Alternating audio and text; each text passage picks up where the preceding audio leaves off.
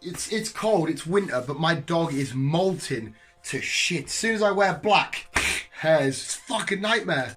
Welcome back to Superhero Wednesday. Welcome back to Superhero Wednesday. Said that twice on the bounce. I'm a mouse.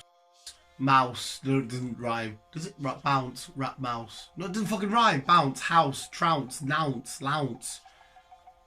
Superhero Wednesday, where in a couple of seconds I'm going to shut the fuck up. Well, I'm still going to talk. We're going to turn around and we're going to take a look at this beautiful badass. It is, of course, my Spider-Man Vault. The museum museum in a book with rare collectibles spun from Marvel's web. I've had this for a little while now, and it's just been sat on the shelf, just chilling. I've been through it myself anyway, but I wanted to go through it with you visuals. For Superhero Wednesday, my boy, love that man so much, I wanted to go through my Spider-Man Vault with you visuals, and maybe you can have a look at some of the old cool concept stuff. Spider-Man and Peter Parker and shit. Let's turn around and do that now. Very familiar sight, but usually it's with Pokemon unboxing. Oh, that might be cool for a little thumbnail. Will that be cool? Yeah, we'll use that for a thumbnail, I think. This is the Spider-Man Vault. I bought this donkeys years ago in HMV Newcastle, and it's been with me ever since. Let's start it up straight away. I love anything that comes like this. I love it for some reason. The Spider-Man Vault, a museum in a book with rare collectibles. We get that. There's some classic artwork straight away. We have the massive canvas of that downstairs. You've got like building the web tattered. The tattered of the web. The web tied in knots. The web spins on. The web spun off. The web I feel like they definitely go for spider puns here. The web rewoven, the web spreads, the web wrapped up, acknowledgements and about the authors, and image credits. So yeah, very, very cool Spider-Man puns. But you go through all of the introduction of who Spider-Man is, who created it, the birth of a superhero, the process they went through for making Spider-Man, a couple of classic images, his introduction, dates and stuff. Building the web, the sum of his parts. Now, coming up with the influences and what they can base and make this character, what can influence this character to make it what it is today. They're going through all of this kind of crazy stuff because people like Stan Lee and Jack Kirby all had different influences and stuff of what Spider-Man should look like. In 1962, Marvel was faced with an author of anthology titled called Amazing Fantasy was suffering disappointing sales as it was slated for cancellation with issue 15.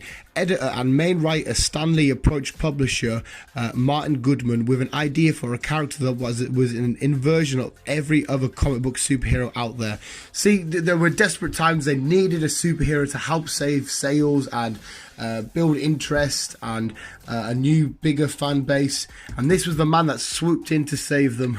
Alongside that, the secrets of Spider-Man's mask, everything that went down, every tiny little detail that you need to know about Spider-Man and how he was put together and why he came about is in this museum. Now, we do have pullouts. I'm just waiting till we get to them. There shall come a rogues gallery. Villains, obviously, his villains get introduced. We got, well, he's not so much a main. Can you cast J. Jonah Jameson as a villain? He's just an angry old man. Doc Ock and everybody. Vulture. Who else we got? Kingpin, Electro. Oh my god, these are amazing.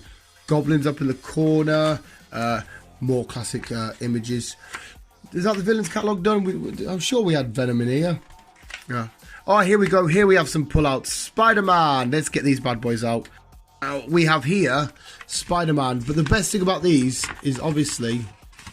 Get off. Is obviously... Spider-Man is the handwriting at the top, just penciled in. Different sort of stuff. This will be just stuff from a comic book panel, like costume heroes, confidently wearing the comic book magazine, refer to them as long underwearing characters, and as you know, they're a dime a dozen. But we think you may find our Spider-Man to be just a bit different. So it's introducing Spider-Man. Original art, Amazing Fantasy 15. When Spider-Man was introduced, the artwork was prepared at twice the size of printed comic book and was usually retained by the publisher. This is one of the few pages to survive from the era. The entirety of the original pages for Amazing Fantasy 15 are held in a Library of Congress. heavy shit there. A couple of character sheets on the other side. I think it was, if it will say, yeah, characters. These were a couple of character sheets to show readers of what some of the characters look like. Kraven the Hunter, Doc Ock, Electro, Spider-Man himself. So these are all pretty cool. You would receive these, I guess, and these were like, these are the kind of characters and how they look and what you can expect from a Spider-Man story. Oh fuck, I just love this shit. Some really, really old school panels and stuff there. Trading cards. These are trading cards. Warning, this card protected by your friendly neighborhood Spider-Man. So this was a sticker. I can't even fucking get the thing out. This was a sticker you would put on your car, and it would say, this car is protected by your friendly neighborhood Spider-Man. And these, I don't know what you would actually get these from. It should say, oh, it doesn't say. Trading cards. On the back, they make a open. I actually don't know what they would make. You would probably buy these when you were a kid. Back into the day. Oh, they are 1966 trading cards. It was 1966 was a watershed year for Marvel as it began an explosion licensing program which included a set of trading cards using art culled from its titles. Oh, it's Captain America. There's a bit of Iron Man. So you get trading cards and stuff. I'm still a bit gammy. There's MJ. The web tattered. I just really want to get to more of the pullouts. The pullouts are cool as fuck. Make mine Marvel. Different stuff. Marvel was wise to promote their brand early and often, as it's seen with the button above and the sheet of humorous stickers at right. So that was a button. So you'd get that button and you would get stickers. Help resist rust. Banish type masks. Trying to use their characters for comedic effect. Oh, great cover. Oh, cool. This is 1977 poster. What the fuck is that number? Yes, it's an S again. In the 1970s, a series of Marvel posters using airbrushed paintings coupled with panels lifted from the comic should be found in stores from coast to coast. Fuck me, I read like I was a little child there.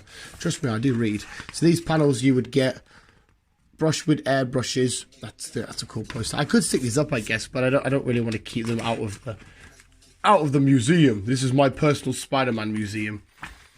What else do we got? Zoom cycle, the spider power, battery operated. That more modern look at the spider buggy. Original artwork. A mask. What are these?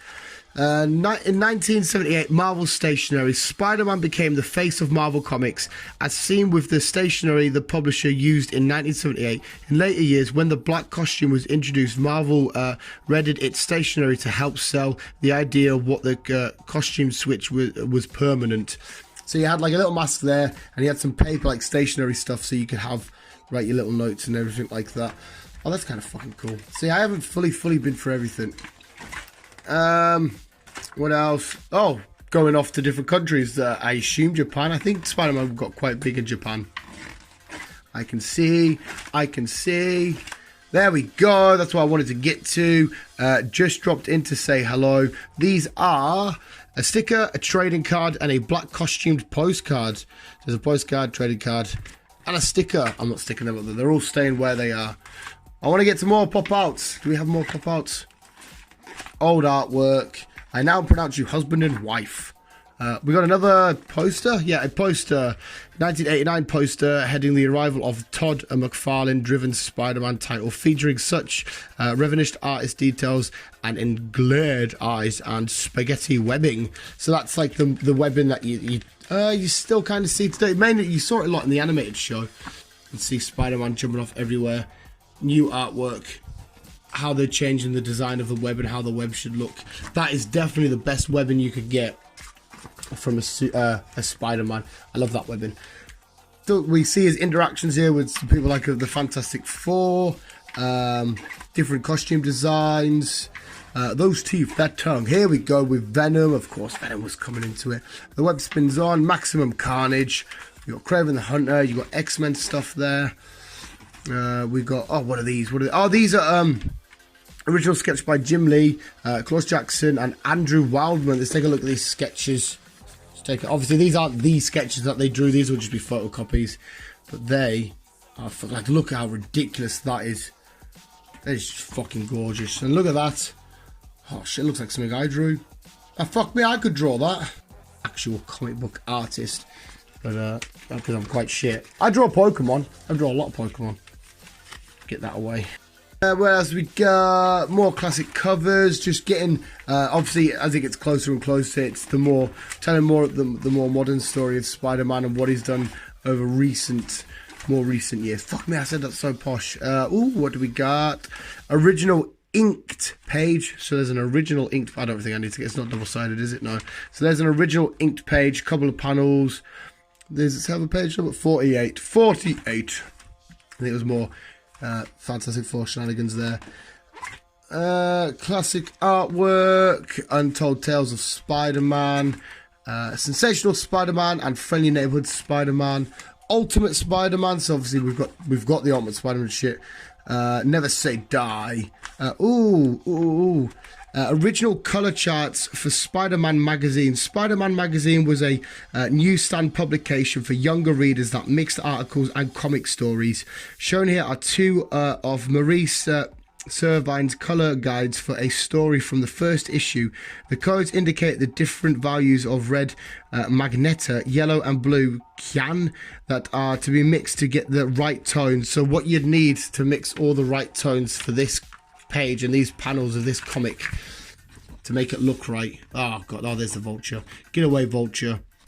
So they're mixing the colours of what they'd need to get in right and what shade and how it needs to look properly for what they were trying to do. And we're nearing the end, actually, visuals. We're getting to the much more modern stuff. The introduction of Spider-Man 2099. There was Spider-Woman back there. The web rewoven onto Hollywood. So we're talking this, don't think Andrew Garfield, when this came out, had a film yet. I think it was just Tobey Maguire, I think, possibly. If it's going to mention anything about that. Trust me, it's been ages since I've been through this. I thought it would mention it. Spider-Man, the new status quo. And some more cool little artworks.